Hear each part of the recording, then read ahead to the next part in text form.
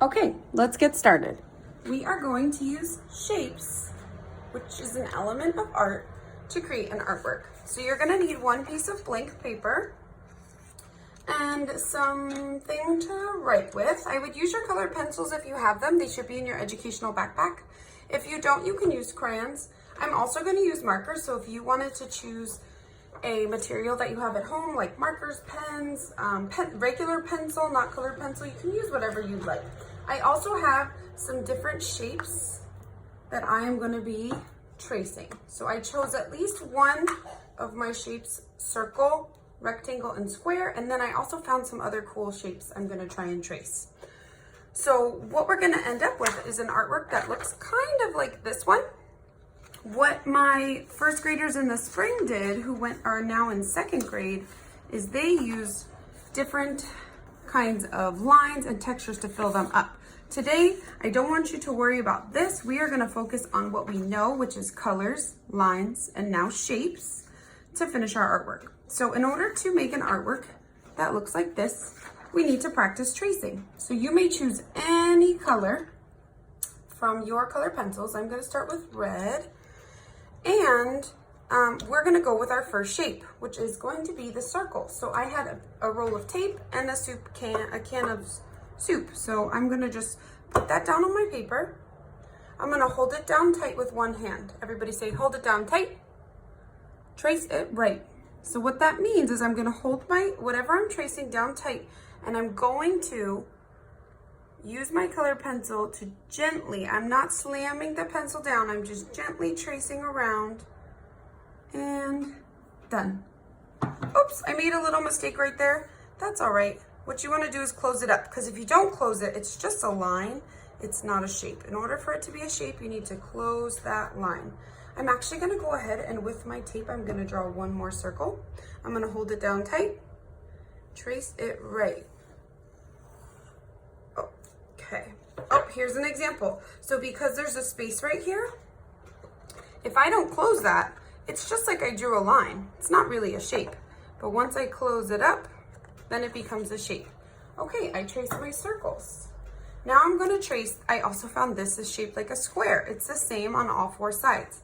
Now when you trace your square, you can either find a new space for it, or it can overlap some of your other shapes. So I think I want to overlap my circle. What do I need to do? Hold it down tight, trace it right.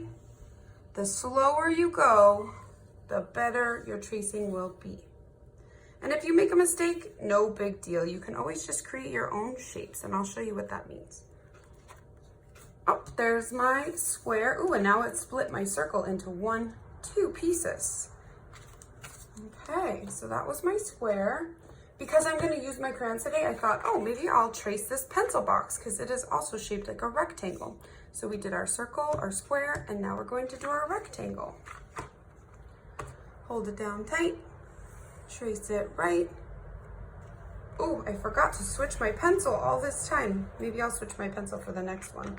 Oops, I made a mistake. No big deal. I can just close it up, and there, I have a little triangle. Let me go ahead and put my pencil back. All right, I have circle, square, rectangle. One thing I don't have to trace is a triangle. It was very hard for Miss Armstrong to find something shaped like a triangle in her house.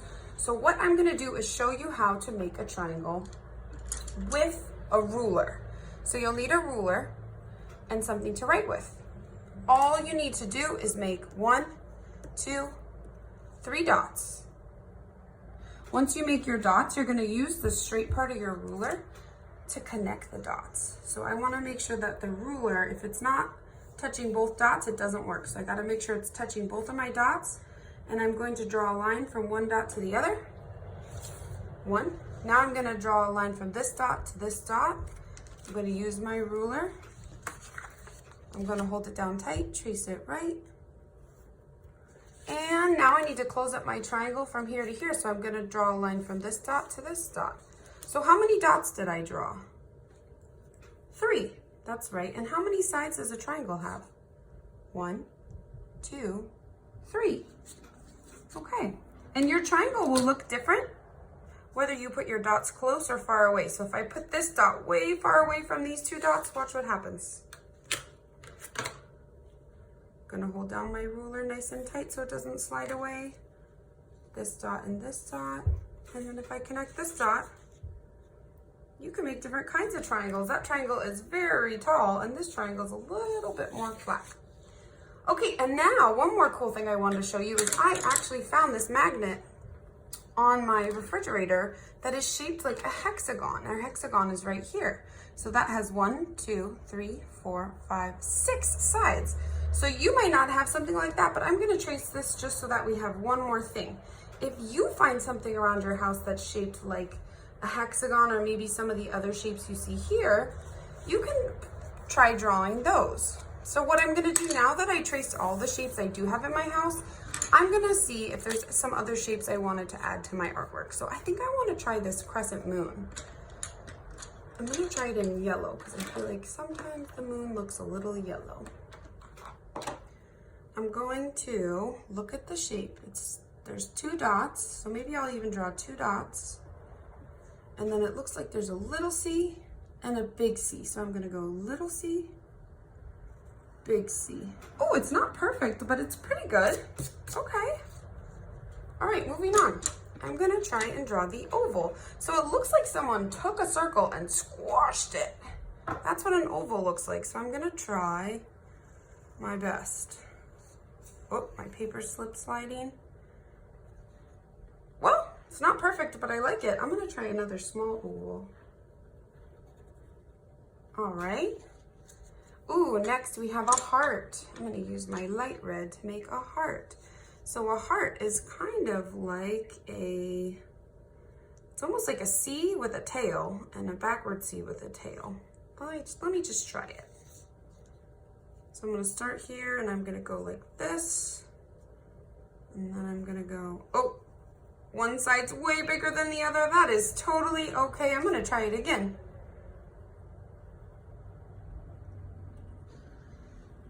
Oh, that one's a little bit better. You can make big hearts or small hearts. We already tried the hexagon because I traced it. If you want to try it, go ahead and try it.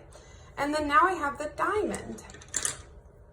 So a diamond is almost like you took a square and you turned it or squashed it. So let me see. It's 1, 2, 3, 4 points and 1, 2, 3, 4 sides. If I put a line here, it's almost like 2 different triangles. So let me try making like half a triangle. Okay. And now I'm gonna try and make the other half of a triangle. Not bad. I hope you're having a lot of fun trying these shapes. There's another diamond. Okay, now that you're all done drawing your shapes and tracing your shapes, what you can do is just create this artwork however you'd like to.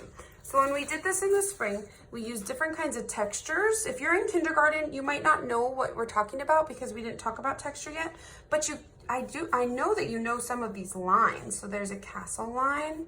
What other kinds of lines do you see in here? Yeah, we have a loopy line. What kind of line is this? Wavy lines.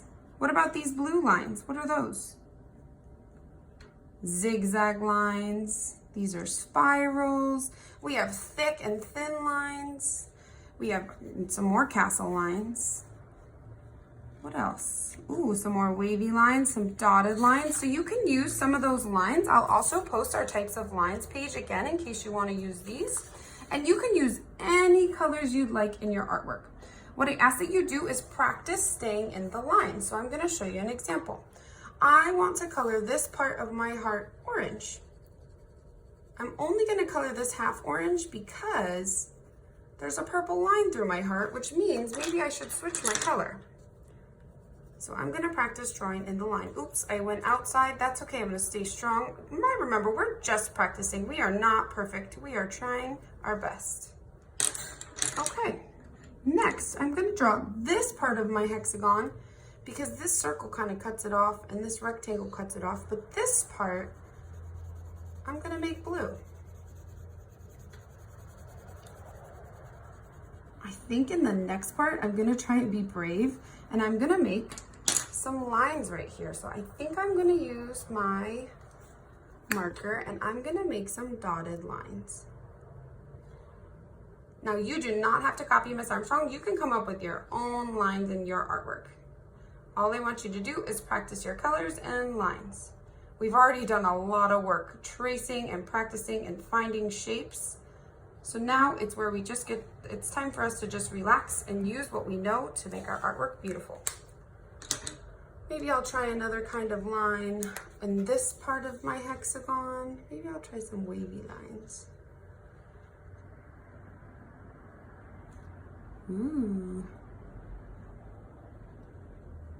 Okay, now I'm gonna go into super speed and finish up my artwork.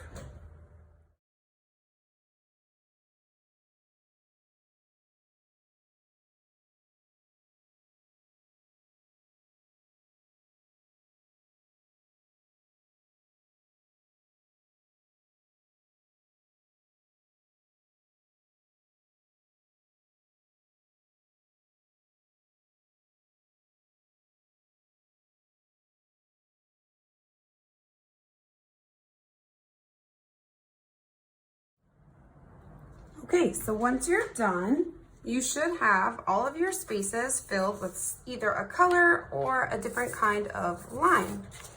So to recap today, we did a scavenger hunt to try and find circles, squares, and rectangles. We learned about all different kinds of shapes and added them in an artwork by tracing or drawing. And then we used lines and colors to complete our artwork. I cannot wait to see what your artwork looks like. Remember to take a picture of your artwork and upload it to Google Classroom when you're finished. And I will see you guys next time.